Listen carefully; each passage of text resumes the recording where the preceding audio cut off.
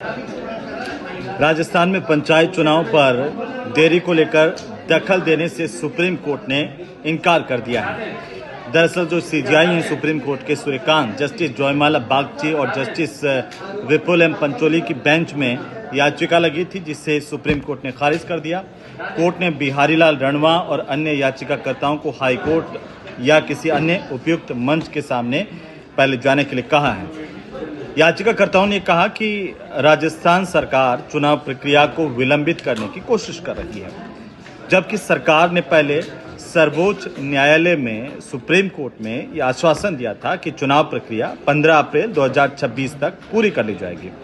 और ऐसे में याचिकाकर्ता ने यह सुनिश्चित करने के लिए शीर्ष अदालत से यानी कि सुप्रीम कोर्ट से हस्तक्षेप करने की मांग की और आग्रह किया कि चुनाव निर्धारित सीमा के भीतर हो।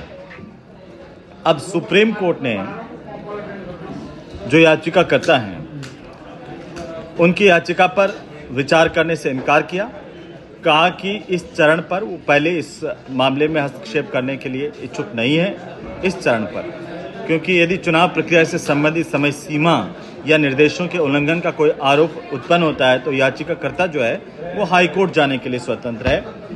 कोर्ट की तरफ से राजस्थान में पंचायत चुनाव को लेकर के दरअसल जो आदेश दिए गए थे, क्योंकि राजस्थान हाई कोर्ट ने 14 नवंबर 2025 को 439 याचिकाओं पर अपना फैसला सुनाया था और राज्य सरकार को प्रदेश में 15 अप्रैल 2026 तक पंचायत और निकाय के चुनाव करवाने का आदेश दिया था।